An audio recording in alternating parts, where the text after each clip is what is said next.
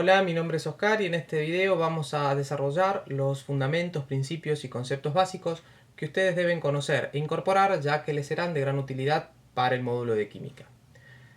Para comenzar, miremos la siguiente nube, o mejor dicho, el Ermeyer de palabras. Seguramente aquí ustedes reconocen algunos términos, ya sea que los tienen naturalmente incorporados, o que los han estudiado alguna vez, o simplemente los han sentido nombrar.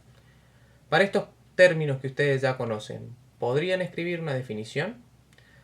Seguramente sería un poco más complicado de lo que pensaron al principio.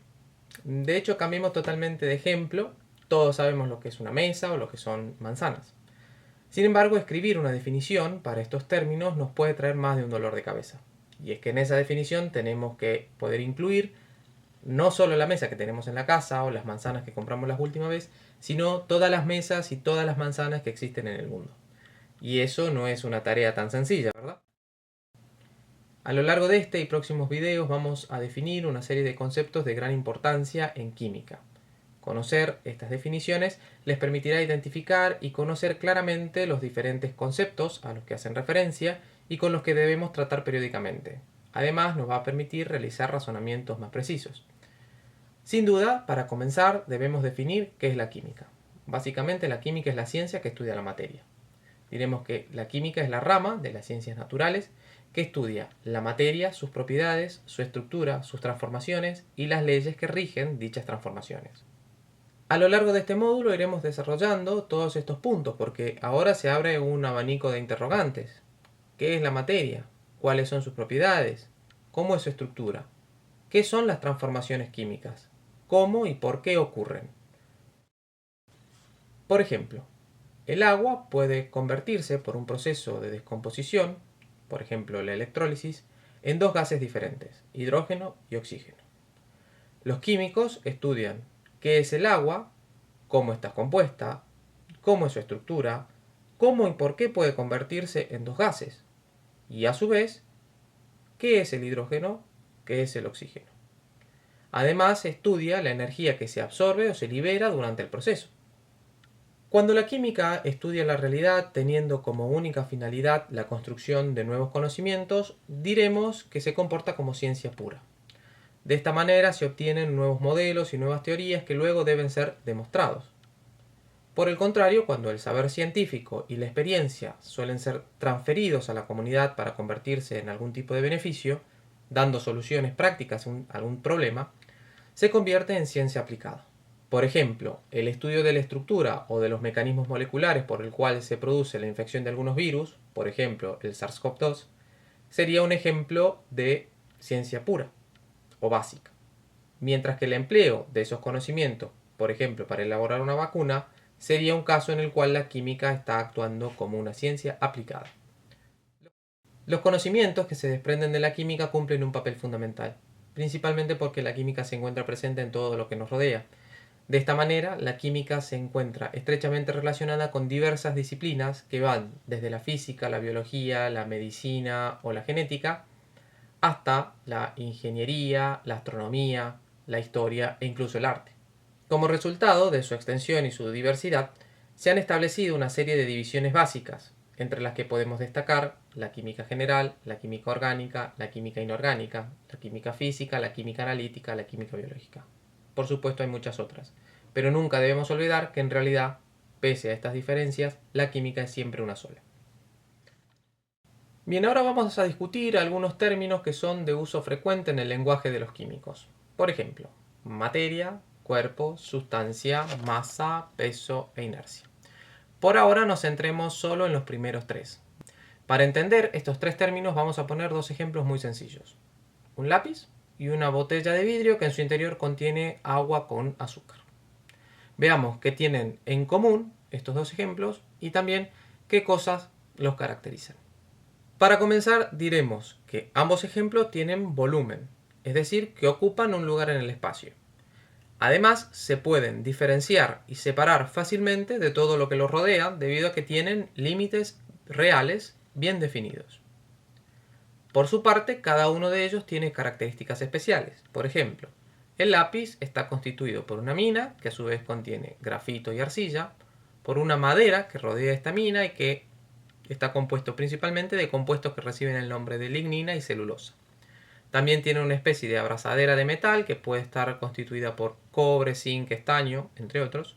Y por último, una goma o borrador que a menudo suele estar fabricada con un plástico que se denomina titinilio. En el caso de la botella tendremos por su parte una tapa metálica, tenemos vidrio que tiene una composición química variable y compleja, tenemos agua y sacarosa que es el principal componente del azúcar. Por último, en la botella también tenemos un poco de aire que está compuesto principalmente por nitrógeno, oxígeno, vapor de agua, gases nobles, dióxido de carbono, etc. En definitiva, ambos casos corresponden a ejemplos de materia, cuerpo y sustancia. Definimos materia como todo aquello que tiene masa e inercia y ocupa un lugar en el espacio. Ciertamente, el lápiz y la botella y sus componentes ocupan un lugar en el espacio, por lo tanto son ejemplos de materia. Un cuerpo, por su parte, es una porción limitada de materia. Tanto el lápiz como la botella tienen límites reales y peso, por lo tanto son ejemplos de cuerpo. Por último, una sustancia es una clase especial de materia, por lo tanto, cada uno de los componentes presentes en el lápiz o en la botella con agua corresponde a un ejemplo de sustancia. A continuación veamos los conceptos de masa y peso, y aquí podemos tener una pequeña complicación, porque en la vida cotidiana utilizamos estas palabras como sinónimos, pero en realidad son conceptos diferentes. Y veamos por qué. Masa se define como la cantidad de materia contenida en un objeto, mientras que el peso es la fuerza con la que un objeto es atraído por la Tierra. Dentro de las principales diferencias podemos citar que la masa es una magnitud escalar, es decir, que queda perfectamente definida con un número y una unidad. Se determina empleando una balanza y la unidad más comúnmente empleada es el gramo. Además, es una cantidad invariable, es decir, que la cantidad de materia de un objeto no depende de dónde se la determine. Por el contrario, el peso es una magnitud vectorial, es decir, que además de la magnitud y de la unidad, debemos indicar una dirección y un sentido.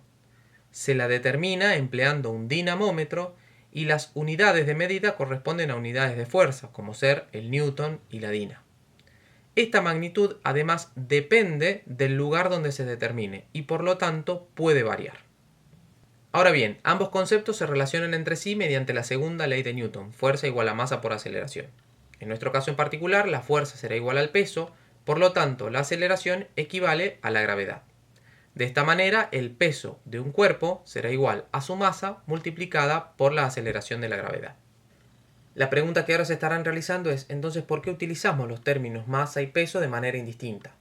Y la respuesta es que, para un mismo lugar de la Tierra, masa y peso son numéricamente iguales. Y esto se debe a que la aceleración se considera constante en todos los puntos de la Tierra e igual a 980 centímetros sobre segundos al cuadrado. A este valor se lo conoce como gravedad normal.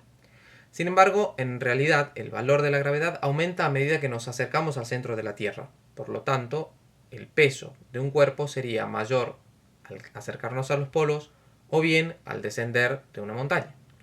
Sin embargo, los cambios que se producen en el valor de la gravedad son muy pequeños y a fines prácticos no generan grandes inconvenientes. Es por eso que se toma un valor constante para gravedad.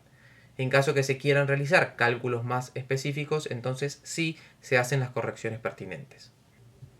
Para terminar de entender esto, veamos lo siguiente. Dijimos que el peso es igual a la masa por la gravedad.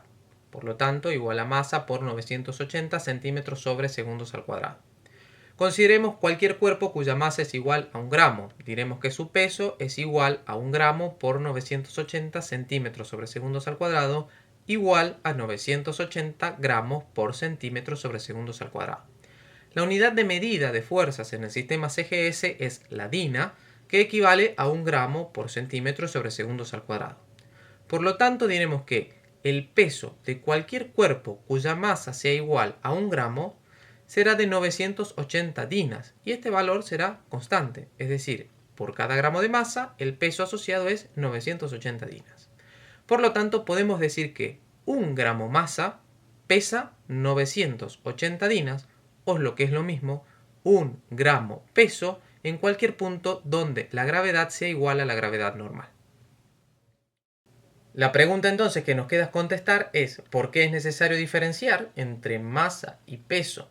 Y para entender esto vamos a plantear el siguiente problemita. Consideremos un astronauta que tiene una masa de 85 kilogramos y se encuentra en la Tierra. La gravedad será igual a la gravedad normal. En el sistema MKS diremos que es igual a 9,8 metros sobre segundos al cuadrado.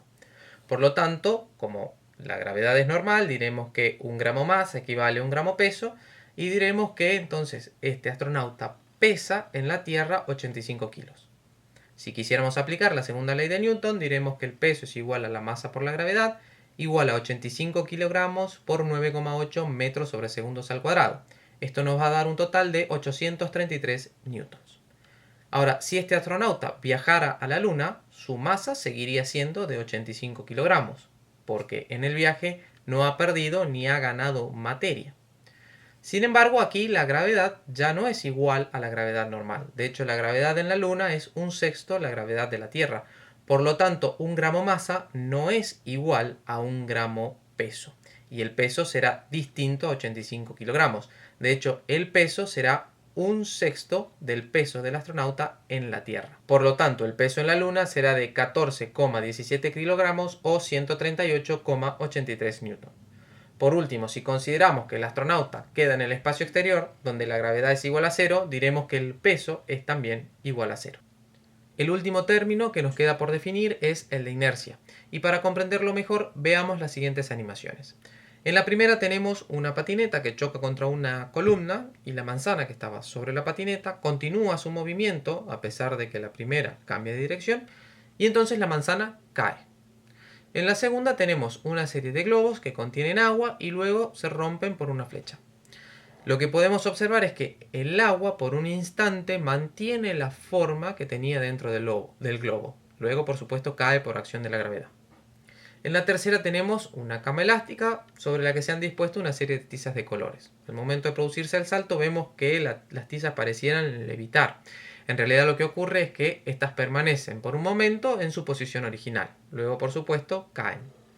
Y por último tenemos dos cerezas que están mojadas y chocan entre sí. El agua, debido a la baja resistencia que encuentra en la piel de la fruta, continúa su movimiento según su trayectoria inicial. Todos estos corresponden a ejemplos de inercia. La inercia es una propiedad por la cual un objeto tiende a seguir en el estado de reposo o de movimiento rectilíneo uniforme en el que se encuentra, mientras que no actúe ninguna fuerza sobre él. Y esto es lo mismo que ocurre, por ejemplo, cuando andamos en auto. Si el auto está estacionado y acelera bruscamente, sentimos que el cuerpo se pega al asiento, es decir, tira hacia atrás. Esto se debe a que el cuerpo justamente intenta permanecer por un momento en su estado de reposo inicial. Por el contrario, cuando el automóvil frena bruscamente, sentimos que el cuerpo tira hacia adelante, es decir, que tiende a seguir el movimiento que traía aparejado al estar en el automóvil. Hablemos ahora sobre las propiedades de la materia. Llamaremos propiedad a alguna descripción de algún tipo, es decir, de las características que definen a la materia como tal. Tenemos que tener en cuenta que existen distintos tipos de propiedades. Veamos los siguientes ejemplos. En el primero vamos a determinar la masa de una porción de agua utilizando un vaso y una balanza. En este caso, la naturaleza de la sustancia no cambia, es decir, que el agua continúa siendo agua antes y después de determinar su masa. Por el contrario, si hacemos atravesar una corriente eléctrica a través de ella, el agua se descompone en dos gases, como vimos anteriormente, hidrógeno y oxígeno. En este caso tenemos dos nuevas sustancias diferentes a la sustancia de partida. El agua se ha convertido en hidrógeno y oxígeno. De esta manera podemos diferenciar las propiedades físicas de las propiedades químicas. Las propiedades físicas son aquellas que se manifiestan como respuestas a estímulos que no cambian la composición de la sustancia. Entre estas podemos citar la masa, la densidad, el estado de agregación, es decir, si es sólido, líquido, gaseoso, la forma cristalina, el punto de fusión, el punto de ebullición, entre muchos otros. Por el contrario, las propiedades químicas son aquellas que se manifiestan como respuesta a estímulos que cambian la composición de la sustancia y están relacionadas con las reacciones químicas. Ahora consideremos que nos encontramos a 20 grados centígrados. En este valor de temperatura, la densidad del agua es prácticamente 1 gramo por centímetro cúbico, es decir, Un gramo de agua ocupa un volumen de 1 cm3 o lo que es lo mismo, 1 mililitro. Si entonces tomamos 250 gramos de agua, estos ocuparán un volumen de 250 mililitros. En forma análoga, si tomamos 5 kilos de agua, ocuparán un volumen de 5 litros. O 5.000 kilos de agua ocuparán un volumen de 5.000 litros. Aquí podemos ver cómo al aumentar la masa aumenta también el volumen. Es decir, el volumen es una propiedad que depende de la cantidad de materia que consideremos. Sin embargo, la densidad permanece constante, siempre y cuando la temperatura no cambie. Si la temperatura es de 20 grados centígrados, la densidad del agua es 0,99 gramos sobre centímetros cúbicos. De igual manera, el punto de ebullición del agua será 100 grados centígrados siempre que la presión sea constante e igual a una atmósfera. En este caso podemos diferenciar las propiedades extensivas o generales de las propiedades intensivas o específicas. Las propiedades extensivas son aquellas que dependen de la cantidad de materia, peso, masa, volumen. Las propiedades intensivas son aquellas que no dependen de la cantidad de materia.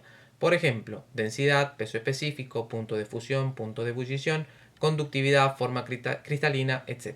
La densidad es una propiedad muy utilizada en la química y se define matemáticamente como el cociente entre la masa y el volumen. Como vimos recién, la densidad no depende de la masa, pero sí depende, por ejemplo, de la temperatura. Es decir, que en general vamos a decir que las propiedades intensivas, si bien son independientes de la masa, dependen de las condiciones externas. Para condiciones externas bien definidas, los valores que toman las propiedades intensivas son constantes y por lo tanto pueden tabularse.